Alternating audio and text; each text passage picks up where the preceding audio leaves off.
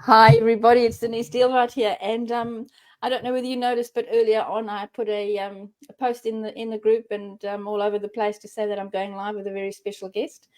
For those who don't know me, I am a flow transformational grief coach. I'm actually the founder of the Flow Method, and I'm also the founder of the Academy of Transformational Grief Coaching.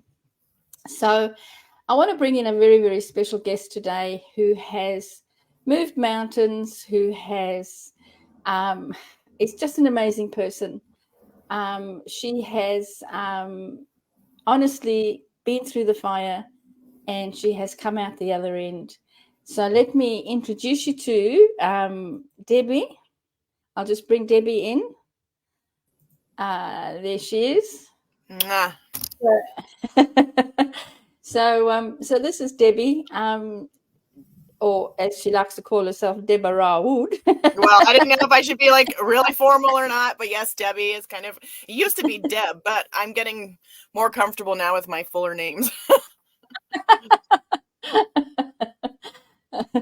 So, Deb, just very quickly, I'll explain very, very quickly that Deb has lost her daughter Naomi. What's it now? 4 years ago, 3 years ago, 2 I years believe ago? it's, yeah, it'll be 4 in May. Yeah, yeah. And time goes so quickly. Mm-hmm. And Deb, how did you? I'm going to just click over to Deb. So I'm going to hand over to Deb. So Deb can tell you a little bit about your story, and just keep it concise and on point, so that the ladies know exactly where you're at and what you're doing and why we're on the call together today. Mm-hmm. Well, first of all, thanks. It's because of you that I am living a life that's on my own terms and full of purpose, and it's kind of always unfolding in front of me as I take steps of courage to live a life past the loss of my daughter. She passed away unexpectedly at the age of 17, in our opinion, to medical neglect. And we had sent her to a school because things were really kind of rough at home, and we felt like this was going to be a safe and loving environment, which it was. But then some things happened where she ended up not getting the care she needed.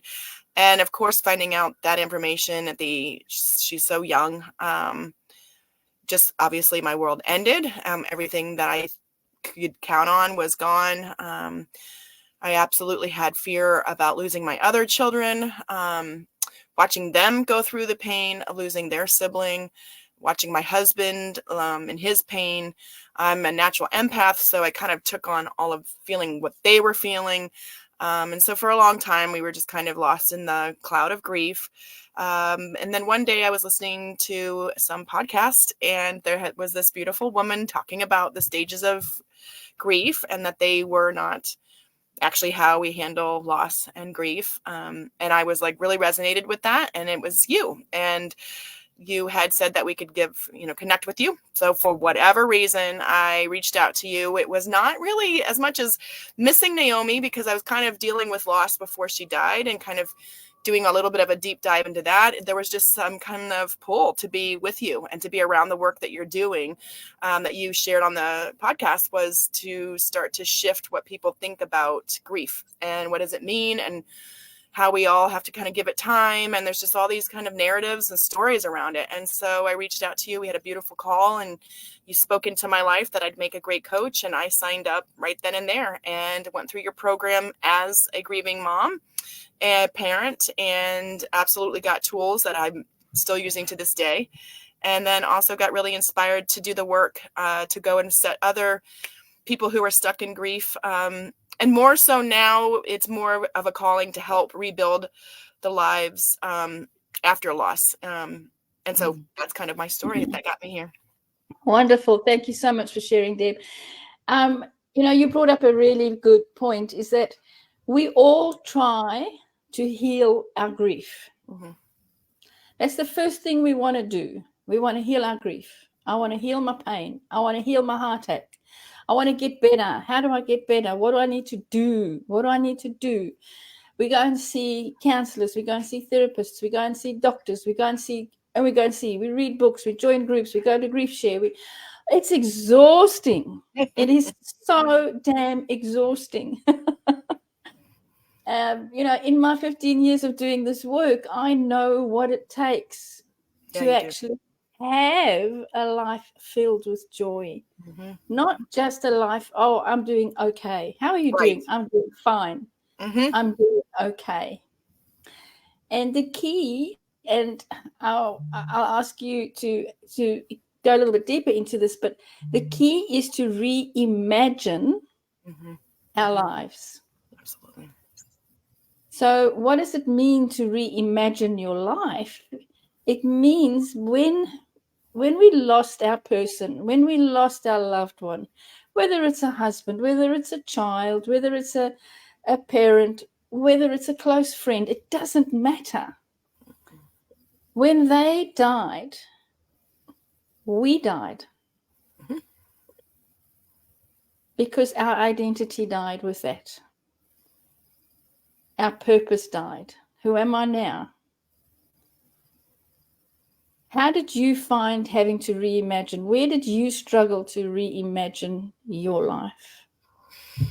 Well, um, like it was like hitting a wall because I had cared about this person. We had had some struggles. We were working on things.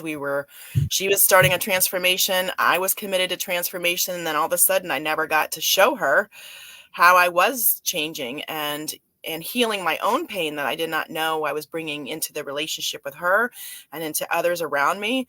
Her death came at a time when I was already struggling.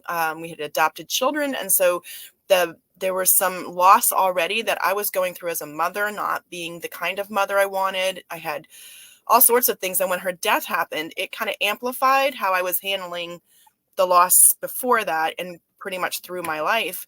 And my way of handling life is just to kind of soldier on. I've got to keep moving. I was the oldest of five, so I was always kind of the one that cheered everybody on and encouraged them. And Now, I how did you break that pattern, and how did you start reimagining your life? Yeah, so when I realized I was kind of doing that, I just started asking myself what could be possible.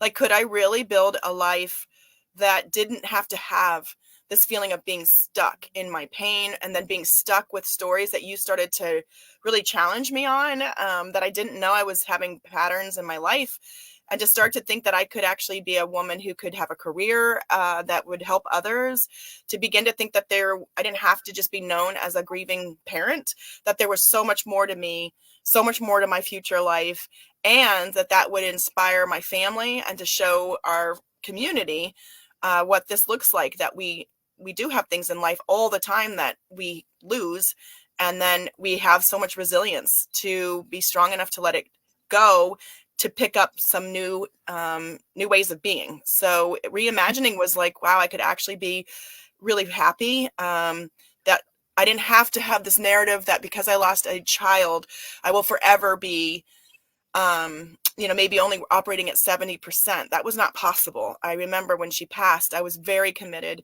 to not letting my life be anything less than full joy and purpose, but I just didn't know how to do that. And that's where you came in as a coach to walk with me one-on-one and really fast forward that work that would have taken me a lot longer if I did it on my own.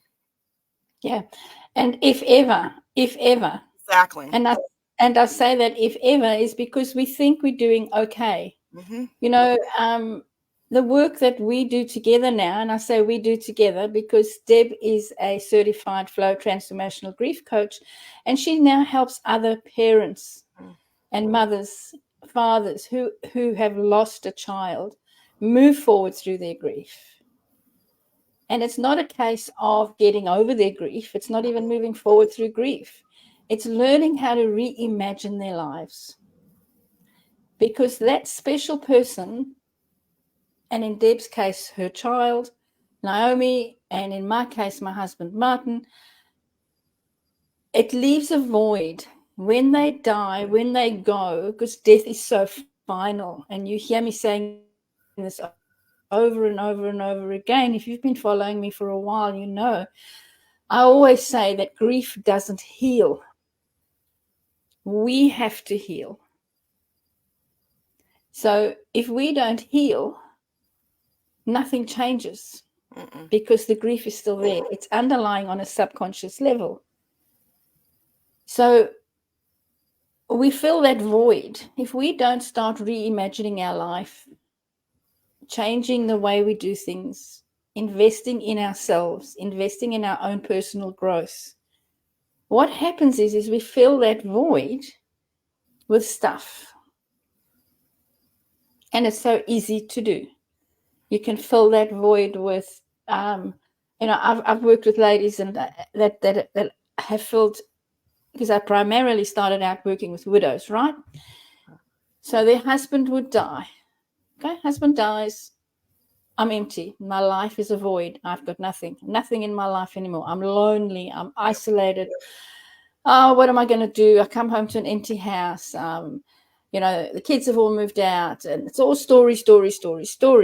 So to fill that void, and it's not just widows, it's parents as well. It's if you've lost anybody. We don't want to feel that pain because it's too painful to feel. We feel that pain. We go down that rabbit hole. It's like, oh my God, I don't want to be here. No, can't do it. So what do? We either reach for the alcohol, we hit the shops, we remodel the house, we find numerous partners in the case of widows and widowers. We want another person. I want a good man. I want a good woman. I need somebody in my life. If it's a parent, you want to hook into somebody else's parents, and you can't stand seeing your friends with their parents because it brings up all that stuff. So to fill that void and to fill that hole is we can't read a book. We can't read a meme. When we're in our in groups, a lot of people are talking about their grief. So what work do we do as flow grief coaches, Deb? What is the work that we do? Well, I think the first step is we help our clients slow down and take account and start to feel those feelings that we keep. I know for me, it was overthinking, busyness. And I didn't see that was a protective thing, but it was kind of how I'd always done everything. And we help our clients look at what their coping strategy is when life doesn't go the way we want. Mm-hmm. We fill that void with whatever we can. That's right. Whatever we can. I remember after Martin died, he still had a business. And my void was, I had my own bookkeeping business back then. I wasn't doing the work I'm doing now. And I could run, me being me, a high achiever that I am, it's okay, I can run both. But that was my coping mechanism of keeping busy. So we need to really to move forward in our lives. It's not about the grief anymore. Mm-mm. Because the grief you've dealt with, ladies, you've dealt with the grief. Don't keep bringing the grief up. Don't keep being the victim of your grief by saying, oh, I'm a grieving parent. I'm a grieving wife. I'm a widow. I'm grieving the loss of my mother. Oh, I'm grieving the loss of my father. I work with ladies that have been saying that for 10 years. They might not say it to everybody because on the surface they've got their mask on and they're pretending that they're okay.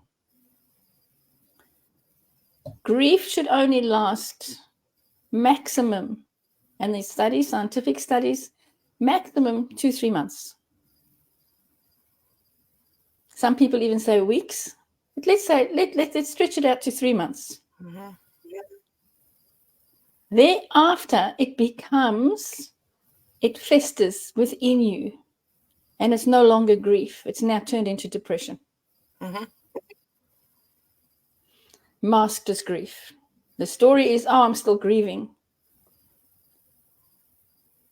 What we do as flow transformational grief coaches is we draw a line in the sand and we say, that's it. You've grieved enough. That's your story. What brought you to us today is your loss.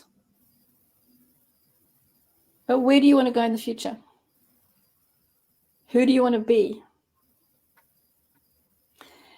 Now, Deb, I know that when we started working together, and you so desperately wanted to help mothers that had lost a child, because you Mm-hmm. lost Naomi, who was actually adopted from an African country.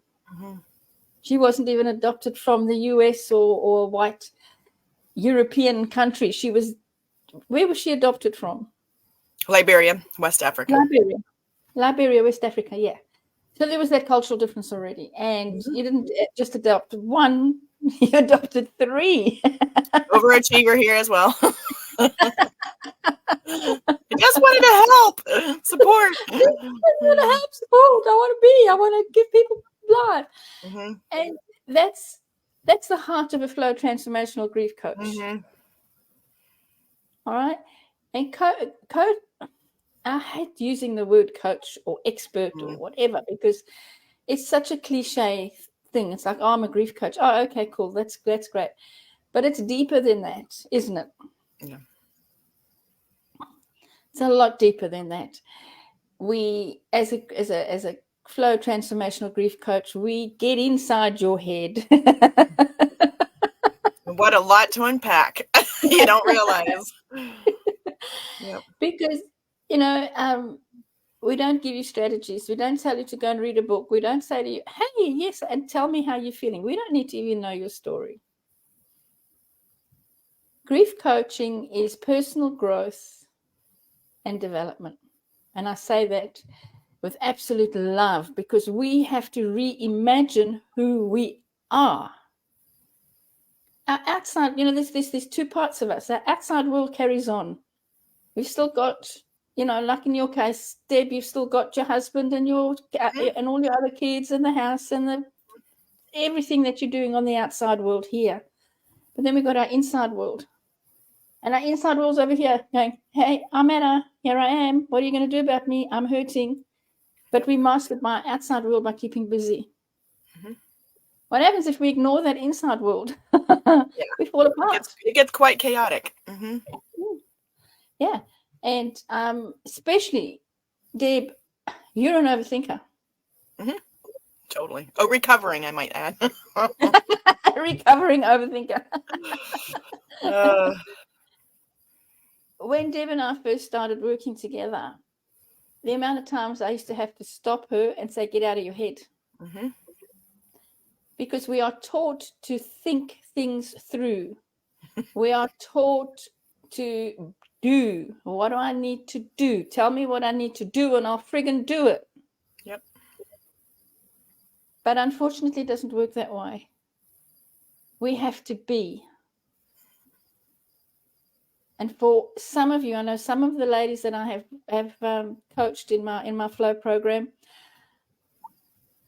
to get them to actually be, because it's a whole new concept. When you listen to our English language, it's how you doing? Mm-hmm. What did you do today? Mm-hmm. Oh, I've got a problem. Oh, so what are you going to do about it? So it's all about the doing. But here's the thing. We are human beings, not human doings. So how much of a struggle was that for you, Deb, when you sort of had to come from your head into your heart so that you could reimagine your life? Yeah, I did not realize until working with you just how much of an overthinker I had become. I think that when you put your head down, you're a busy mom, you're a busy wife, you're a partner, you might have a business. My husband had a maple syrup business. I was so committed to helping them. It felt so natural. And yet I was a very codependent. I did not know the strategies that I was using until you started to call me out on them. And it was very painful because I honestly thought that this was like normal. And it almost was like I akin it to coming out of a cult. Then the cult was me. I did not know. I had such a grip on myself to not know, first of all, what I needed. And then I did not know how to ask for what I needed. And that starts to, like, when you reimagine, like, what would life be like if I could actually speak up when maybe my teenage child just did something like leave a dish. And I, even down to the smallest things like that, it would show itself that I would get nervous about speaking up. And other parents would be like, oh, I tell my kid whatever. Well, there'll be something that you have in your life that you find you're not being truly yourself and sharing what you need. And so you really help me unpack, not even like how I got there as much as where else in my life have I had this struggle or done this, but you would not, we didn't spend time regurgitating stories.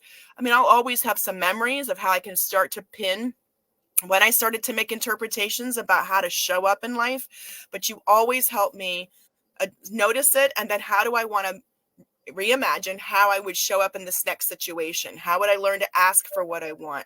And that you also taught me that I was worthy to ask what I wanted. I did not know how low my self-worth was. I did not know how empty my self-love was. And you really championed me. And what I feel like I do with my clients is champion them. Like, that's who I'm there to serve, is my client in front of me, and to help them believe again, to reimagine what it would feel like to have your needs met. And a lot of us, that would be very disruptive, because especially with women, that's not something we even know how to ask. And you help me want to believe in myself. You help me want to reimagine, like, what would be possible? I never even thought to ask myself that question. So you were profoundly helpful with the types of questions you asked, which in turn, in the training that I got, learned to become a much better question asker of my clients, and even more so for me. Very important. Mm-hmm. Because the answer is in the questions, always. And that is what we do as Flow Transformational Grief Coaches, is that we ask the right questions to bring out what's already in our clients. Right. And grief and loss is the trigger. It's the trigger to a new life. It's a trigger to what needs to change. It's a trigger to the lens of life. Where have I been living? What have I been doing? Who am I?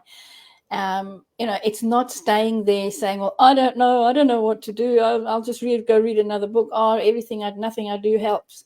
And unfortunately, a lot of people are there, and they stay there. As women, we are really afraid to invest in ourselves. Mm-hmm. Well, and also I was going to quickly add, you helped me feel strong enough and courageous enough to take responsibility for my stories and for myself, and to choose. You helped me realize the power I had in choosing, that if I was going to say it in a situation where maybe I didn't say something to my child, at least I was aware that I was now choosing, and I wasn't creating my life by default. I was actually the driver in my own bus, and I could own. You just helped me get out of victimhood. And that's what I do with the clients. Like, just the power of changing just that little bit, that what could be possible if you do have choice and you took responsibility. That's hard pill to swallow, but that's where the real freedom is. Because we get into fear, because we don't see ourselves as worthy. Mm-mm. And I don't care who you are and who's listening here and who's on the call. And I know there's a lot of you here listening. None of us feel worthy.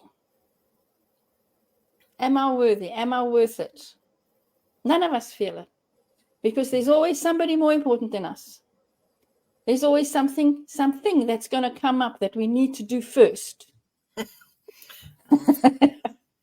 Me too. Busy. Yeah. I'm busy. Even when it comes to our finances. Oh, I can't invest in that. I'll go and get some free help. But that free help is more expensive because it doesn't work. I have clients that, and now a grief coach, beautiful lady, that is also a certified flow grief coach, which I'll have on at a later stage, who went to Grief Share 5 times because she thought that every time that she went that she'd get more information. Grief Share's information is sharing. It's what it is. It's sharing your grief. Why would you want to share your grief when you can actually share and reimagine your life and share your joy, share the good times you had with your loved one, share the wins, the amazing person that they were, and share it with love and share it with joy, and know that you've reimagined yourself without them, and you're still reimagining yourself. Because here's the thing, we never, ever stop reimagining our life. And the scary thing is, you are reimagining your life right now. Mm-hmm. What are you reimagining for your life? Are you reimagining fear, victimhood, grief, loss? Life's not fair. Life sucks. I didn't ask for this. Mm-hmm. Why me? Or are you reimagining your life as, I've got this, I'm moving forward. My life has changed. I have changed. Who do I need to be? So you see the difference. And Deb, what did you choose? I chose life. And it's funny, as a kid, I would be on my roller skates and there was this faith-based song that I would listen to. And as you just asked this, that's what I would listen to. It was a song about you've got life or death before you, choose life. And I would also add here that so often something that you helped me with was, what is the benefit? What is it serving me to stay in my story or to stay in this feeling of victimhood? Because it's not like we all will sit here and go, well, I willingly choose this, but there is a payoff that serves us, I would just welcome that, to kind of sit with. You may not be ready to just invest and get the support you need, but what is it costing you to stay in this particular story? That maybe people give you attention, there's people who call you, you get to come into the group and share about how sad you are, and then people comment.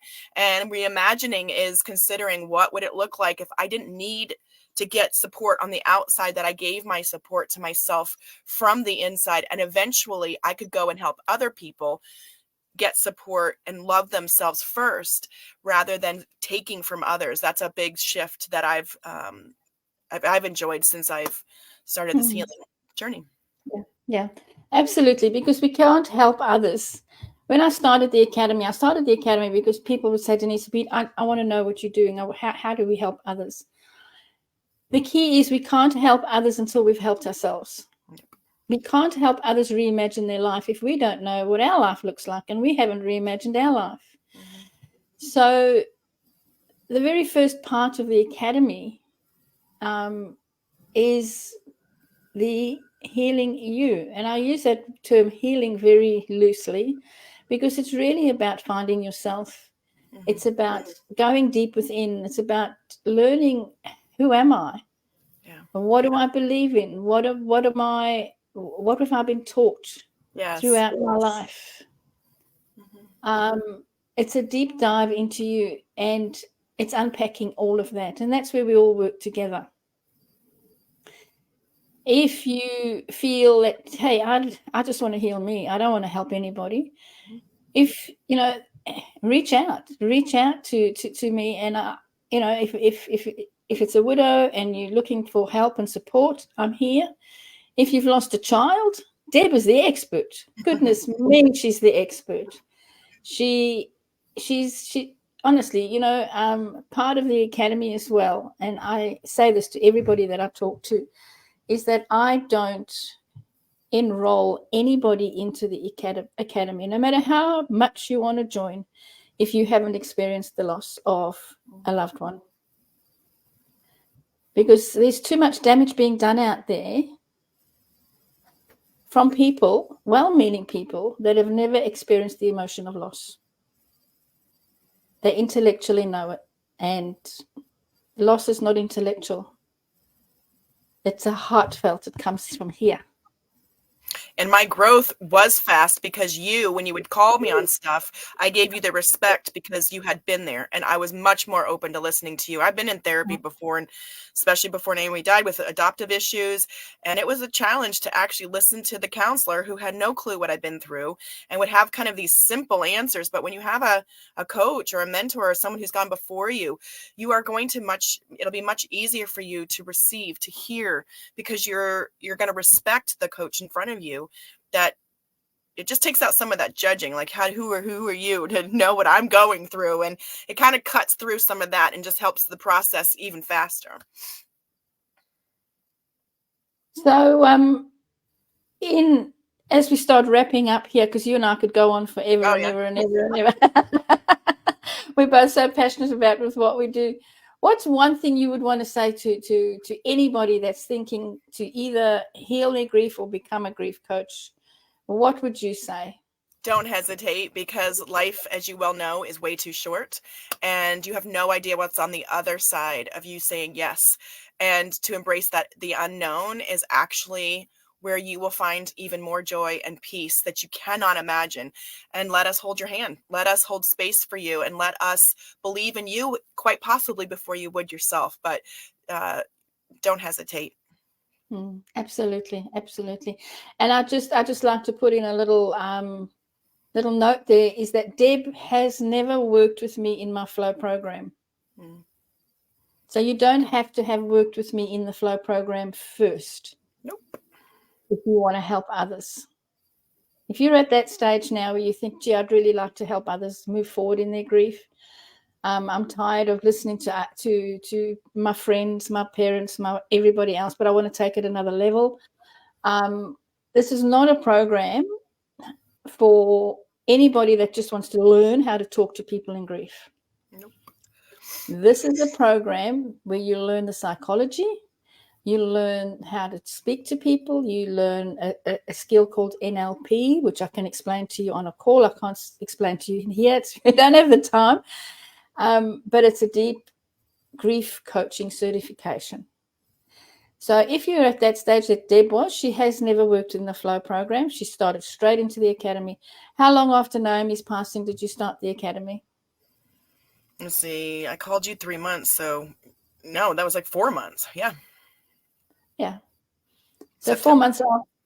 4 months after Naomi died, Deb jumped on board and said, I want to help others.